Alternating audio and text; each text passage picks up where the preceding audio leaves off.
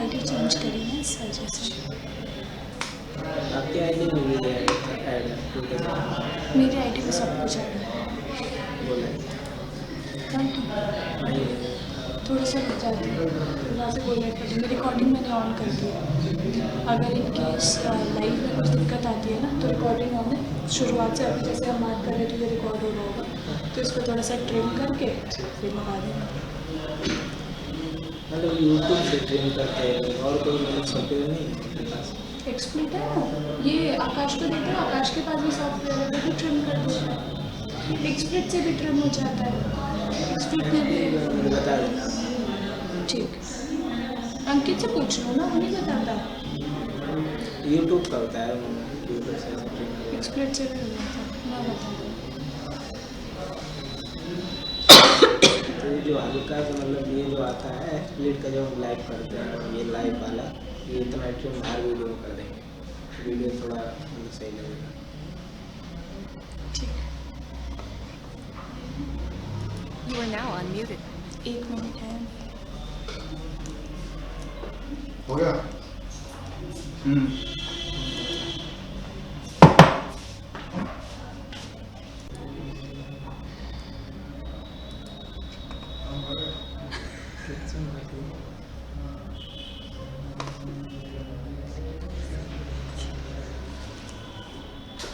You are now unmuted. Good afternoon.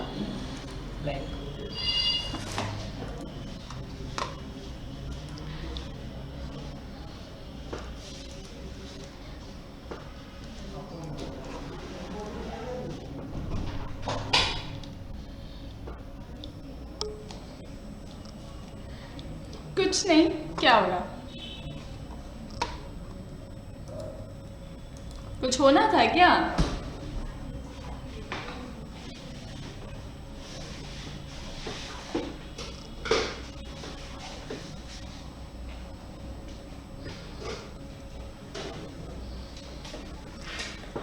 पढ़ाई करें?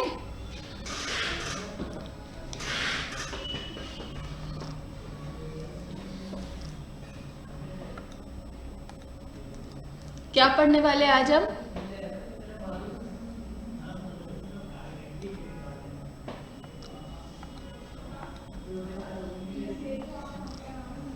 Sentence improvement. Sentence improvement होता क्या है?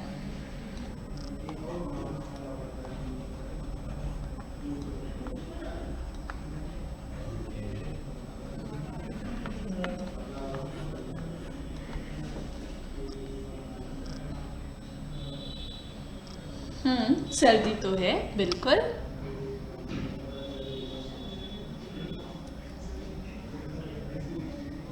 अच्छा, सेंटेंस इम्प्रूवमेंट होता है सेंटेंस को इम्प्रूव करना। वेरी गुड, एकदम सही जवाब है। देखो कुछ नहीं है, 40 क्वेश्चन है पीपीटी में, और सही बात है इतने सॉल्व नहीं हो पाएंगे क्लास में, इतने करने भी नहीं है। मेरे को तो बस पैटर्न बताना है, बाकी आप लोग खुद ही समझदार हैं, खुद से प्रैक्टिस कर सकते हैं। पीपीटी डेफिनेटली मैं ग्रुप में डाल दूंगी जो आप लोग प्रैक्टिस करेंगे। अब ये जो मैंने आपको 40 क्वेश्चंस ये जो मैंने भी आपको 40 क्वेश्चंस देने हैं, मतलब जो पीपीटी में आपको दूंगी और अभी जो मैं क्लास में 20 जितना भी मैं कर पाऊंगी उसमें हम लोग सॉल्व इस तरीके से करेंगे, क्योंकि सेंटेंस इम्प्रूवमेंट जो होता है ना that is totally grammar based, पूरा का पूरा ग्रामर बेस्ड होता है, ठीक है। और आप लोग पूरा ग्रामर पढ़ चुके हो, तो हम लोग अभी कैसे करेंगे 1 to 5 क्वेश्चंस हम लोग सॉल्व करेंगे। जो आप लोग कर लोगे तो मुझे बताओगे कि कर लिया कर लिया कर लिया। उसके बाद फिर मैं आऊँगी, मैं इसका आंसर बताऊंगी और आप लोग आउट ऑफ 5 अपना स्कोर बताओगे। यहाँ पे जो भी आप स्कोर करोगे आउट ऑफ 5 अपना स्कोर बताओगे। ऐसे करते करते हम लोग आगे बढ़ेंगे और उसके बाद हम लोग चेक करेंगे कि एट द एंड आप लोग कितने क्वेश्चंस मतलब कितने क्वेश्चंस करे और कितने सही हुए। लेकिन मैं इतना इजी क्वेश्चंस लेकर आई हूँ ना कि मेरे को पूरा भरोसा है कि आप लोगों के सारे क्वेश्चंस सही होंगे, and I hope you guys can do that.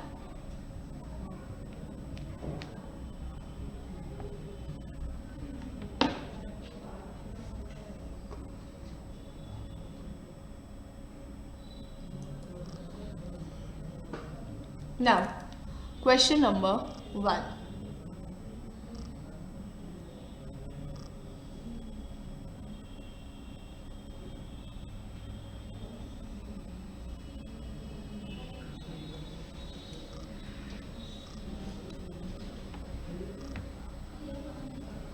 Very good.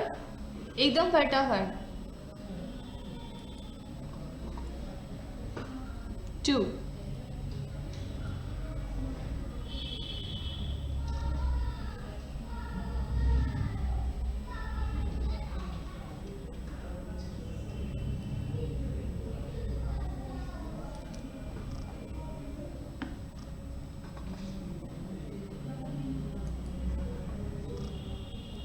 Answer नहीं बताना है, जगने से नहीं, आंसर नहीं बताना है ना, थोड़ा वेट करो.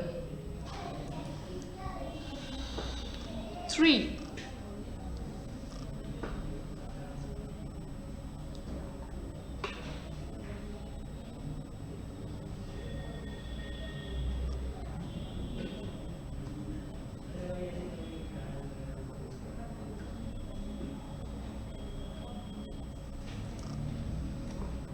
हो गया.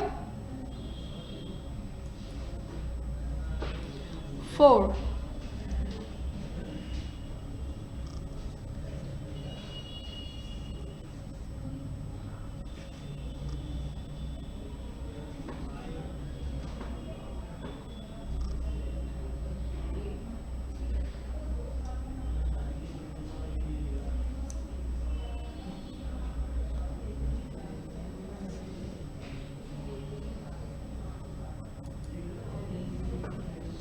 And 5.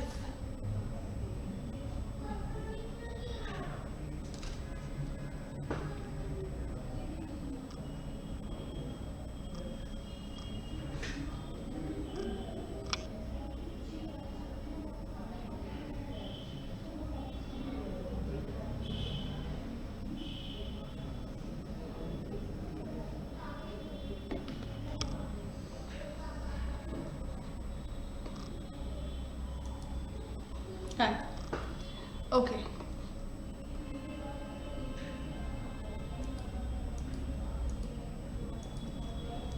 Answer for question number 1. On one occasion, he persuaded me to accompany him on a shooting expedition he had planned. है ना. ही वॉज प्लानिंग तो नहीं होगा क्योंकि वो प्लान अभी कर ही रहा था, कंटिन्यूएशन में तो नहीं है ना, तो वॉज प्लानिंग नहीं होगा. Has planned recently finished actions को दिखाता है, लेकिन वो बात कर रहा है ऑन वन ओकेजन, मतलब ये पुरानी बात है, तो ये भी नहीं होगा. तो यहाँ पे right answer will be had planned. ठीक है. Next. We have no less than 1,000 students in our college.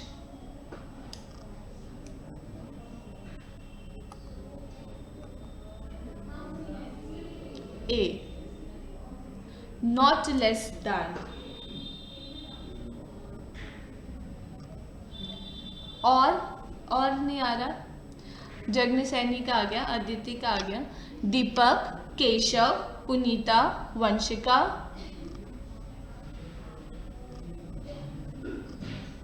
B.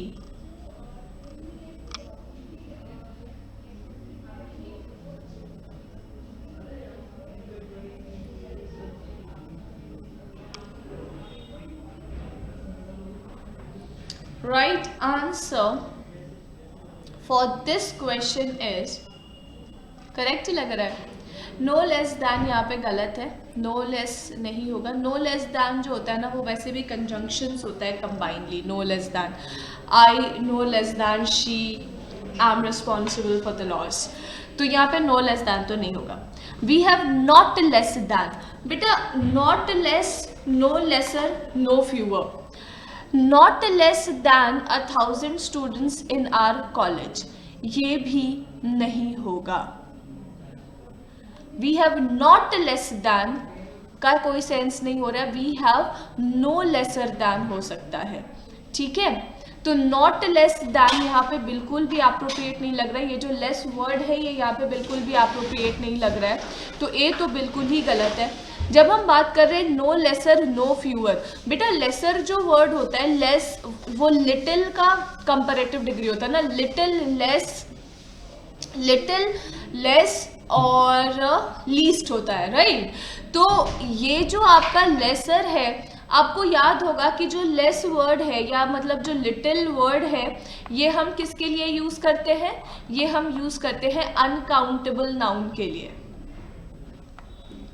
Uncountable noun के लिए हम यूज करते हैं।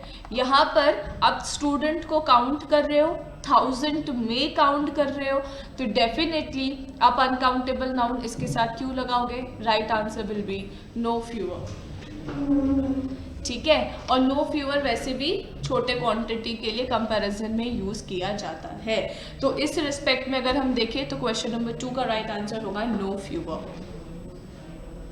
समझ आया? पॉजिटिव कंपैरेटिव सुपरलेटिव डिग्री याद है?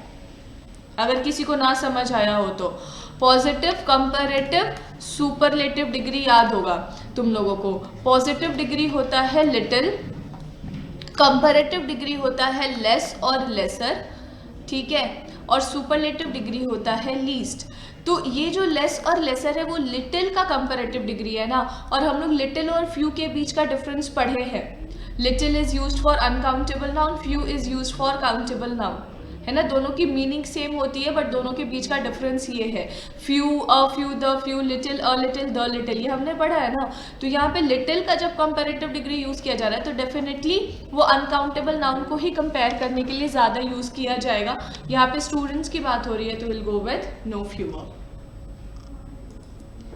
नेक्स्ट, इसका क्या मार्क किया आप लोगों ने?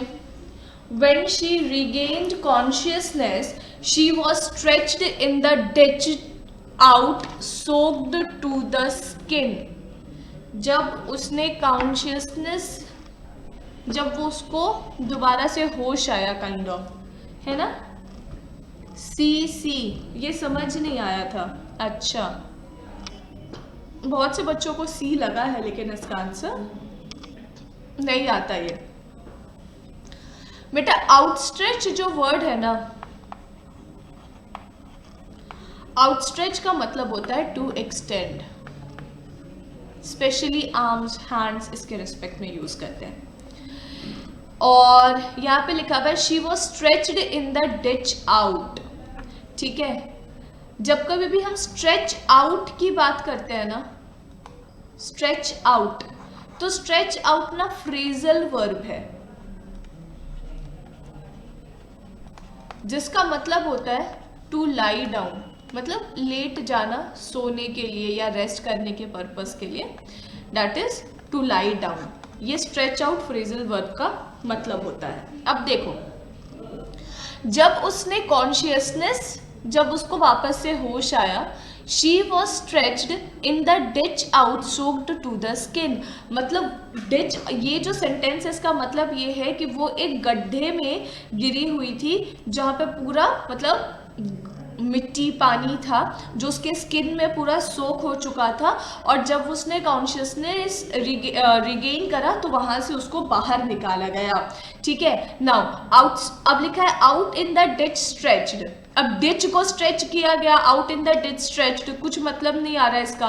ऑन द डिच, डिच के अंदर है आउटस्ट्रेच, अब extend on the ditch outstretched, अगर हम इसको बोलते हैं outstretched soaked to the skin. Now extend soaked to the skin, कोई मीनिंग नहीं बन रहा है ना, तो ये भी तुम्हारा गलत हो गया। नाउ अब लिखा है outstretched in the ditch, outstretch का मतलब क्या होता है? टू एक्सटेंड, उसको एक्सटेंड करके वहां से उसको डिच से बाहर निकाला गया जो उसके स्किन में सोक हो चुका था। तो इस रेस्पेक्ट में अगर हम देखें तो इसका जो राइट आंसर होगा that will be option number C, outstretched in the ditch.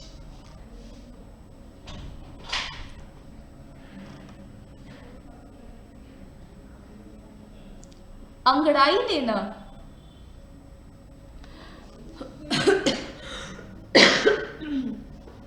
हाँ काइंड ऑफ बाहर निकालना, एक्सटेंड करना, है ना, ऐसे करके थोड़ा बाहर निकलने की कोशिश करना। Too little is known by this time about possible side effects of the drug. क्या मार्क किया आप लोगों ने?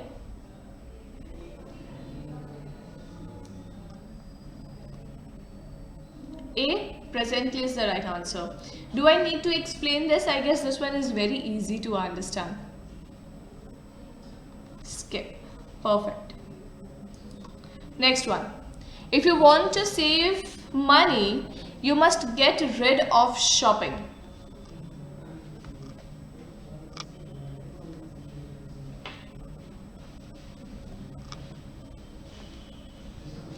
D. अच्छा डी का, अच्छा एक बात बताओ, हे भगवान, तुम लोग को तो ट्रैप कर लेगा एग्जामिनर, ऐसे एकदम जाल बिछाया और तुम लोग उसमें ट्रैप हो गए। Must get rid of shopping. If you want to save money you must get rid of shopping. बेटा अगर आप पैसे बचाना चाहते हो तो आपको शॉपिंग को रिड ऑफ कर देना चाहिए। मस्ट गेट रिड ऑफ का मतलब क्या होता है? किसी चीज से पीछा छुड़ा लेना, है ना। और कट डाउन ऑन का मतलब क्या होता है? To reduce. To reduce. Get on with का मतलब क्या होता है? टू परफॉर्म और मेक प्रोग्रेस। टू परफॉर्म और मेक प्रोग्रेस। और पुट अप विथ तो आप लोग जानते हो। अब बेटा इन सब के अगर एस्पेक्ट में देखो तो अगर हम पैसे बचाना चाहते हैं तो हमें रिड्यूस करना चाहिए कि उसको त्याग देना चाहिए? त्याग तो हम सकते ही नहीं है, त्याग तो हम सकते ही नहीं है, तो definitely we need to reduce it down. हाँ केशव बोलो। मैम इसके अंदर लिखा हुआ है लास्ट में जो शॉपिंग है वो बोल्ड के अंदर है, तो must get rid of shopping साथ में पूरा एक सेंटेंस हो गया, तो ये नहीं, पूरा हट के इसको- कट डाउन इसको- कुछ मीनिंग ही नहीं बना नहीं, पा नहीं, रहा। नहीं, इसको हटा दो ना, मस्ट गेट रिड ऑफ को चेंज करो ना फिर। हाँ, अब शॉपिंग सही, अब फर्स्ट आ जाएगा। अभी भी, हाँ तो उसी को डेफिनेटली इतना वो अंडरस्टैंड करना था इस सेंटेंस को, ये अंडरस्टैंड करना था आपको, तो दैट इज ए। अगर ऐसा कोई डाउट हो तो आप वहीं पे पूछ लेना। ये शॉपिंग एक्चुअली ये पीपीटी तो हैंडमेड है ना, तो वो वहाँ पे वो लोग थोड़ी बहुत गलतियाँ कर सकते हैं। इफ़ यू फील लाइक कि ऐसा कुछ डिफेक्ट है तो डेफिनेटली आप वो डिस्कस कर लो, वहाँ पे मैं उसको करेक्ट कर दूंगी ना। अच्छा यहाँ से तो आप लोगों को सॉल्व करना है ना, वो सॉल्व 6 to 10।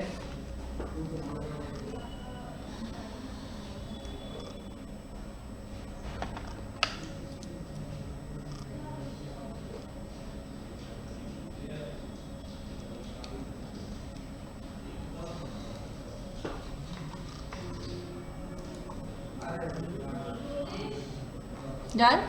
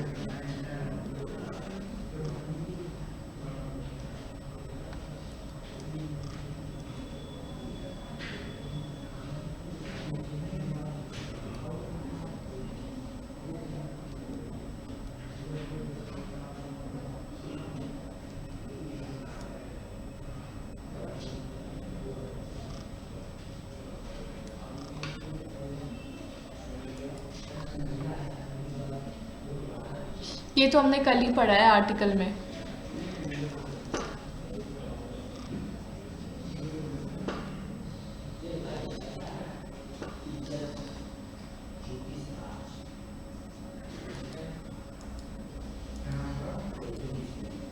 अब पहले ये बताओ कि जो पहला 1 to 5 था उसमें आप लोगों का स्कोर क्या था? 3 4 5 4 3 4 3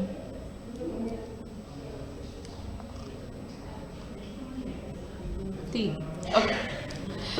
6 में आप लोगों ने क्या मार्क किया? The loud and incessant chatter worries your father who is trying to concentrate. Definitely worries is incorrect there. Annoys, okay. Irritates, okay. Jagna Sani bhi irritates.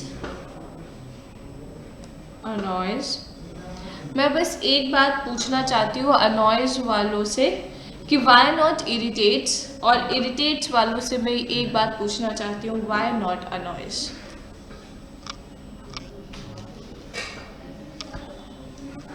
What's the purpose of eliminating annoys and what is the purpose of eliminating irritates? Ma'am ये concentrate कर रहा है तो irritate यहाँ पे suit नहीं करेगा, तो बार बार अनॉय होगा कि सही से कंसंट्रेट नहीं कर पा रहा। इरिटेट जब होगा जब वो कुछ काम कर रहा है और वो ऐसा कुछ लॉजिक है शायद। Okay.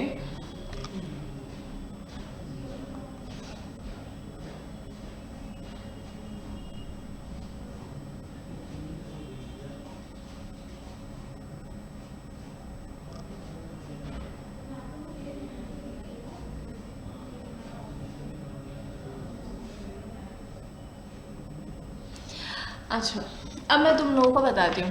एक्चुअली ये क्वेश्चन आपका प्रीवियस ईयर आस्क्ड क्वेश्चंस है ऑफ एसएससी सीरियल, ये वाला स्पेशली, और जो एसएससी का राइट आंसर था that is option number C. ठीक है, irritates.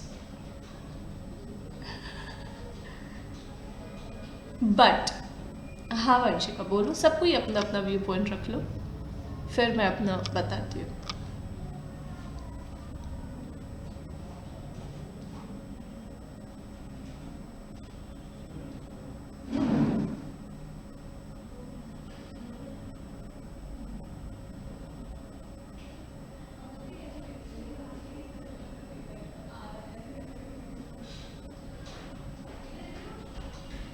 Irritates basically anger provoke करता है ना, इसीलिए इरिटेट्स आंसर है।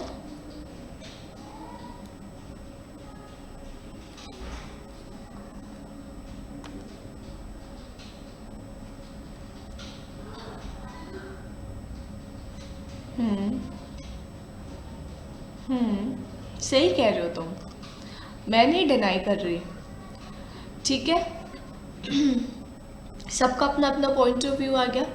बट एक्चुअली आप अगर हम इंग्लिश डिक्शनरी के अकॉर्डिंग इस पर्टिकुलर सेंटेंस को समझने की कोशिश करें तो अनॉयज का मतलब होता है किसी को परेशान करना। What is the exact meaning, what is the exact definition, या आप जो बोलते हो ना कि वो dictionary meaning of the word annoys. According to you all, what is the dictionary meaning of the word annoys? बताओ, if anyone can say. Dictionary meaning of the word annoy.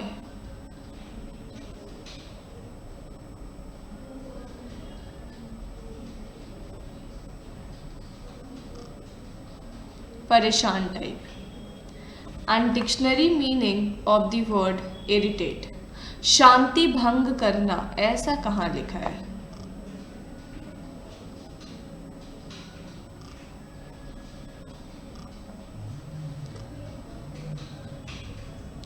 Irritate का सिमिलर वर्ड है अनॉय। अनॉय का मतलब ही होता है to make somebody angry. उसने बोला कि अनॉय का, अंशिका ने बोला था अनॉयज मीन्स डिस्टर्ब करना। अगर आप अनॉय की डिक्शनरी मीनिंग देखोगे ना तो dictionary meaning of this word annoy is to make somebody angry. ठीक है, और in a similar manner if I ask you what is the dictionary meaning of the word irritate?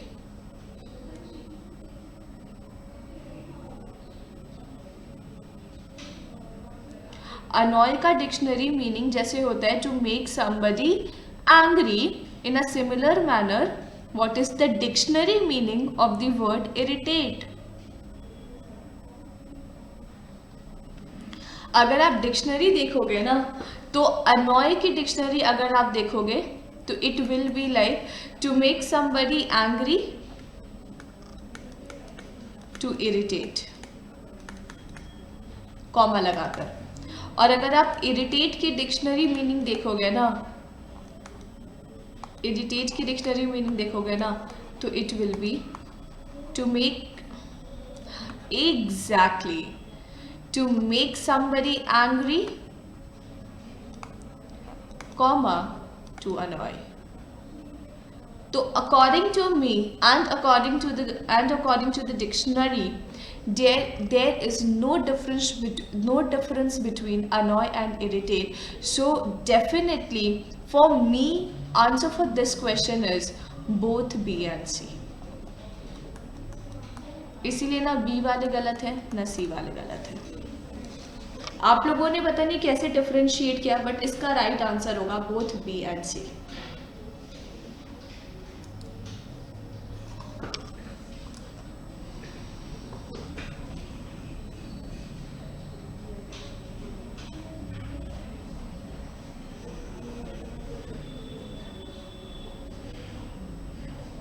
ए सी, और सोचो और दिमाग लगाओ। मतलब 1 KD ये क्या होता है? 1K2। हाँ, मतलब जो क्वेश्चन नंबर 6 था उसके दोनों ऑप्शंस करेक्ट है।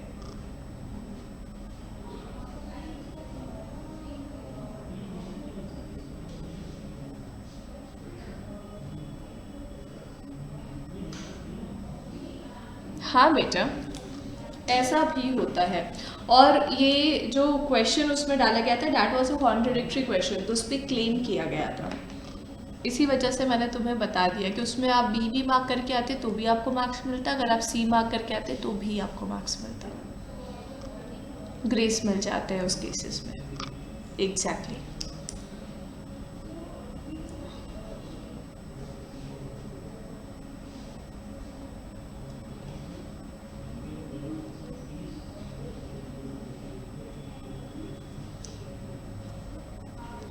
Right answer for question number 7 is option number A.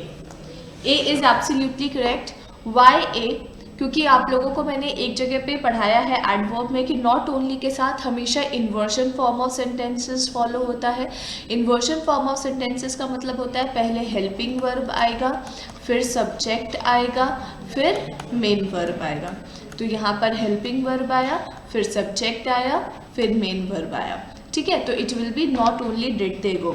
अब इसको कंजंक्शन के रूल से अगर आप करना चाहते हो तो भी आप कर सकते हो। सॉरी, अगर इसको कंजंक्शन के रूल से करना चाहते हो तो भी आप कर सकते हो कि बट ऑल्सो के बाद वर्ब आया हुआ है तो नॉट ओनली के बाद भी वर्ब ही आता है। लेकिन यहाँ पर वो लॉजिक नहीं है क्योंकि यहाँ पर सब्जेक्ट नहीं है और यहाँ पर सब्जेक्ट है। तो अगर उस तरीके से सॉल्व करना चाहोगे तो ये ऐसे बनेगा, they not only went to see a film. ठीक है, ये फिर उस तरीके से बच जाएगा।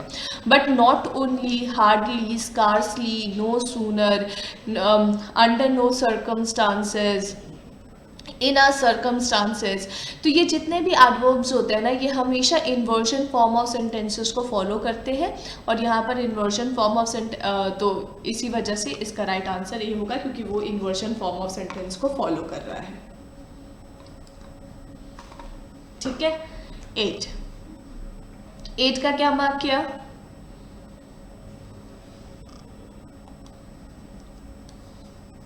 सी।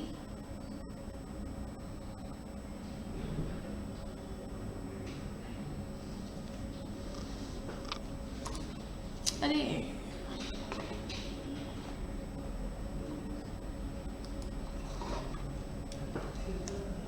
ए,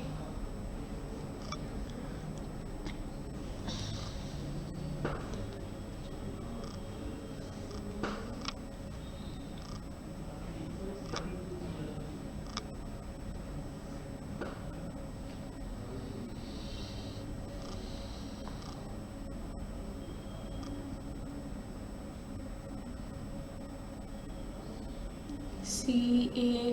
बाकी लोगों ने सॉल्व नहीं किया है क्या? रिप्लाई क्यों नहीं करते हो?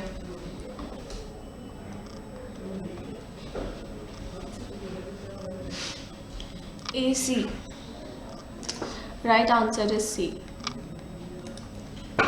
ए वालों समझ लो क्यों C राइट आंसर है, क्योंकि ये देखो सेंटेंस का पहला पार्ट है और ये देखो ये सेंटेंस का दूसरा पार्ट है, और ये जो दोनों पार्ट ऑफ सेंटेंस है वो एंड से कनेक्टेड है। ठीक है, bird sit on the balls of trees in my garden. ठीक है, तो बर्ड का बैठने को वो कनेक्ट कर रहा है किसी और चीज से। यहाँ पे ये जो वर्ब है, ये वर्ब और ये वर्ब इधर आपस में कनेक्ट हो रहे हैं। तो यहाँ पर वर्ब क्या है? फिल है ना। अब देखो, अब दो ऑप्शन है हमारे पास, fill their sweet notes in the air, fill the air by their sweet notes. तो बेटा हमेशा जो नॉर्मल जो फॉर्म ऑफ सेंटेंस होता है, जो नॉर्मल सेंटेंस बनाने का जो तरीका होता है, उसमें हम वर्ब प्लस सब्जेक्ट मेंशन करते हैं। तो इसी वजह से fill the air by their sweet notes होगा। तो उसके अकॉर्डिंग नॉर्मल जो ग्रामेटिकल सेंटेंस होते हैं उसके according right answer option number C है।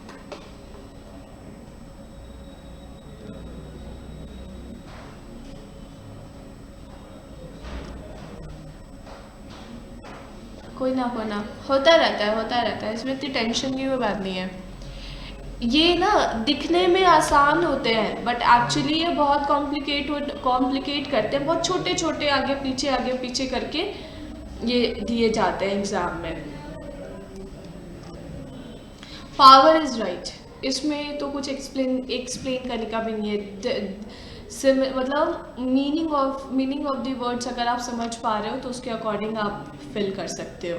And the right answer is power, और इसका तो सबको ही पता है, right answer is no improvement, है ना। राइट, इस बार कितना है? 5 आउट ऑफ 5। अभी भी 4 आउट ऑफ 5। इस बार कौन सा गलत हो गया? पहला वाला, वो 6 वाला।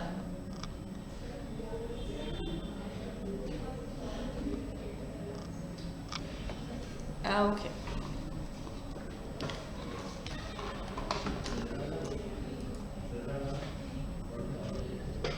सेवन गलत हुआ है। Oh my God,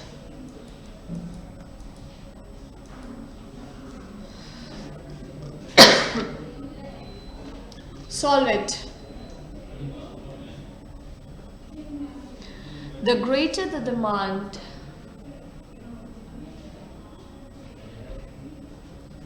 the greater the demand,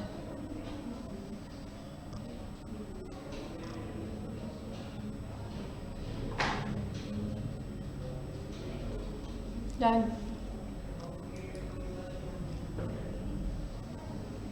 ये सब ना प्रपोजिशन वाले हैं।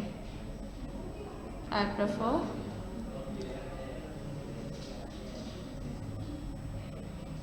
done.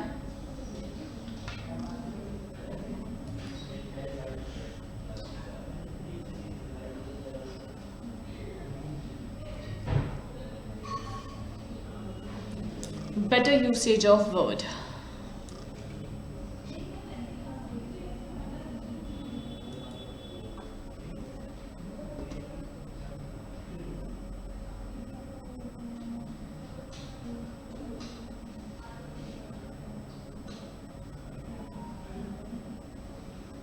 Done?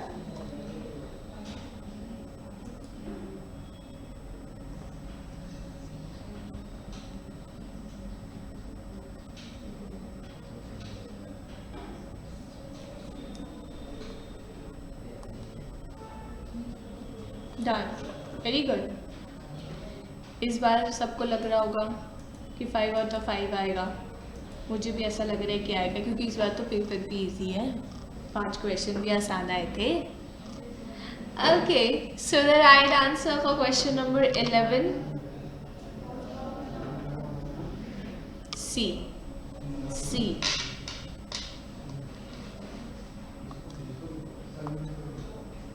The high. Perfect.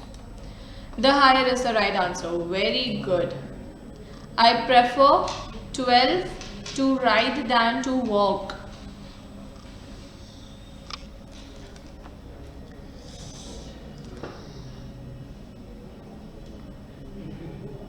C. B. Come on. Vanshika answer, Vanshika का आंसर कम आता है। पुनीता, केशव, वंशिका, दीपक। दीपक तुम आंसर क्यों नहीं करते हो? बी।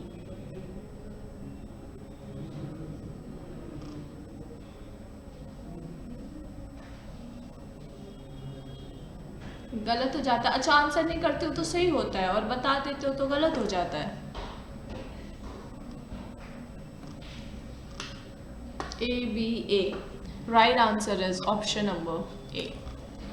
एक तो सबसे पहली बात प्रेफर वर्ब है, उसके बाद हमें, क्योंकि प्रेफर का पेयर हमेशा टू के साथ बनता है, ठीक है, प्रेफर का पेयर हमेशा टू के साथ बनता है, तो प्रेफर के साथ आप राइड और वॉक का पेयर नहीं बना सकती, क्योंकि प्रेफर यहाँ पे वर्ब की तरह बिहेव कर रहा है, तो वर्ब और वर्ब इकट्ठे नहीं आते हैं।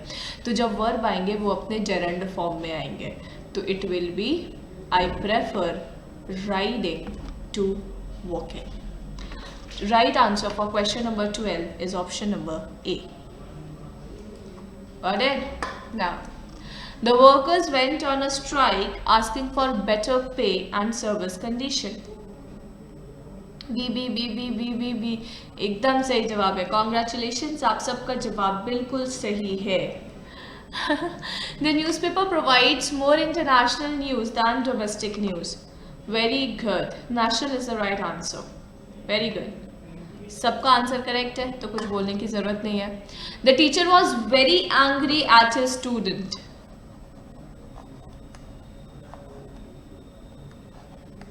Yes, एंग्री के साथ दो प्रिपोजिशन विथ और एट लगाओगे जब किसी चीज से एंग्री होगे, और विथ लगाओगे जब आप किसी पर्सन से एंग्री होगे, ठीक है। सो the right answer will be option number A. Very good. ना इस बार तो सबके 5 आउट ऑफ 5 है, अभी भी 4।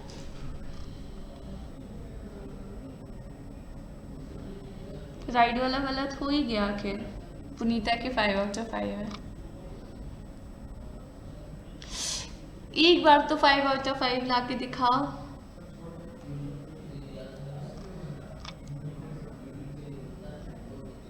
जगनी सैनी का एक बार आया, वंशिका का इस बार आया, ठीक है। आई वॉन्ट 16 to 20 में सभी के आए, सबके 5 आउट ऑफ 5 आने चाहिए।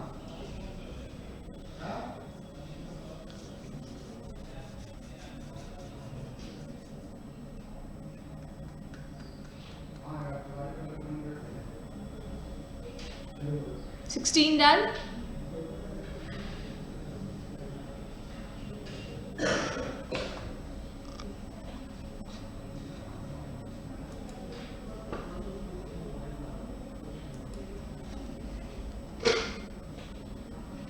इस बैच में, इस टाइमिंग में हमारी आखिरी क्लास चल रही है।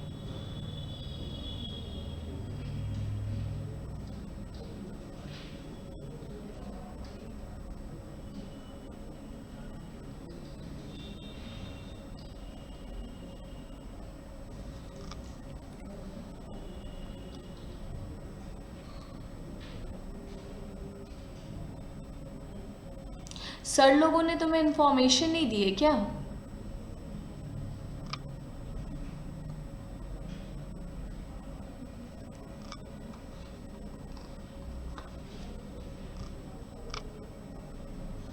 ठीक है, क्वेश्चन 20 तक सॉल्व कर लो, फिर आई विल इन्फॉर्म।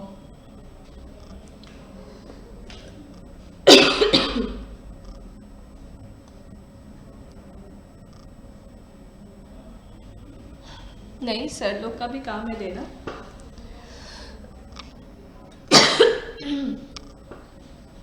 डन।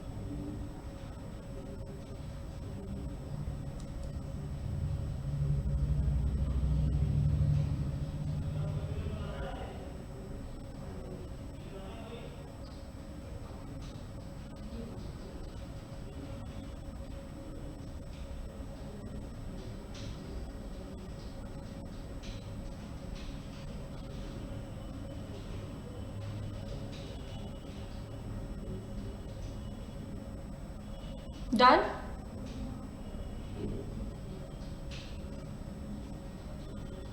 मैं बताऊं आंसर्स?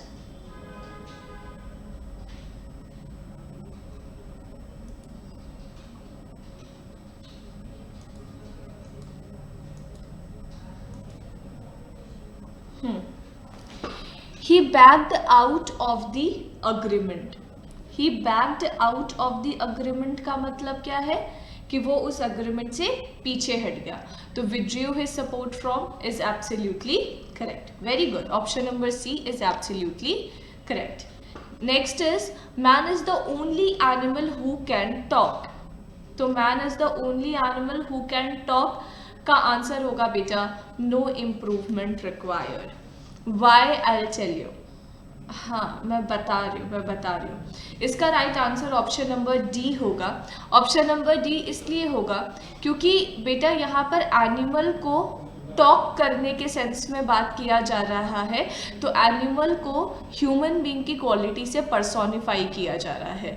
और जब भी कभी भी किसी भी नॉन लिविंग थिंग या एनिमल को ह्यूमन बीइंग की क्वालिटी से पर्सोनिफाई किया जाता है तो हम उसके साथ जो ह्यूमन बीइंग के साथ लगाते हैं वही लगाते हैं, और मैन के रेस्पेक्ट में, पर्सन के रेस्पेक्ट में हम हमेशा हु लगाते हैं. तो इस वजह से यहाँ पर हु का यूसेज एब्सोल्युटली करेक्ट है.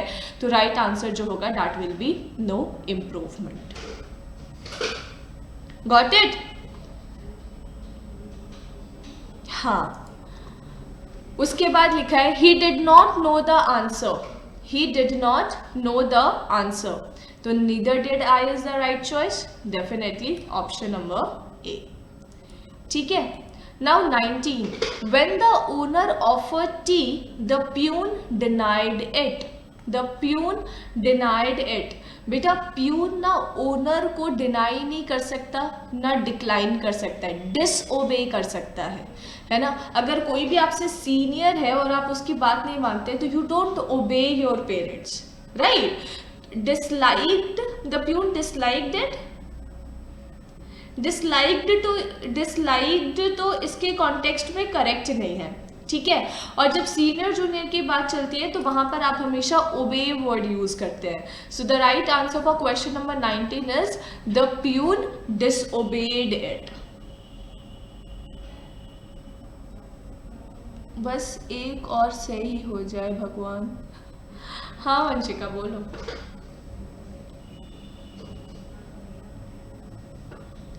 इसका डी नहीं हो सकता क्या? नहीं. जब हम सेंटेंस इम्प्रूवमेंट करते हैं ना, we need to choose the most appropriate one amongst the given choice. And amongst the given choice जब प्यून और ओनर की बात हो रही है तो disobeyed is the most appropriate one. तो we'll have to go with option number सी.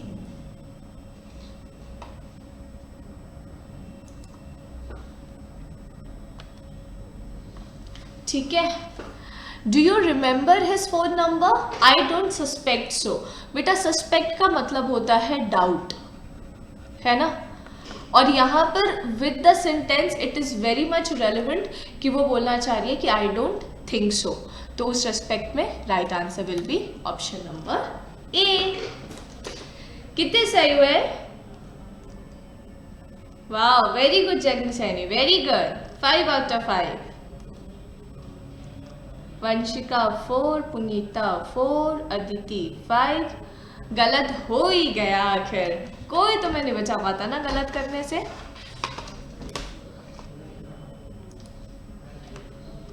हाँ, किशम के सबसे कम नंबर है 3 out of 5. अच्छा इसके 2 गलत हो गए. डिसओबेड वाला भी गलत हो गया और वो वाला ना एक और क्वेश्चन जो था. कोई बात नहीं. इट हैपेंस, होता रहता है.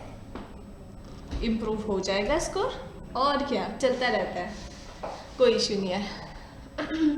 एनीवेज आप लोगों को ये तो समझ में आ गया ना कि सेंटेंस इम्प्रूवमेंट के क्वेश्चंस करते कैसे हैं. बेटा अदिति ऐसा होता है, सब कोई धीरे धीरे सीखता है, बिल्कुल भी परेशान होने की बात नहीं है.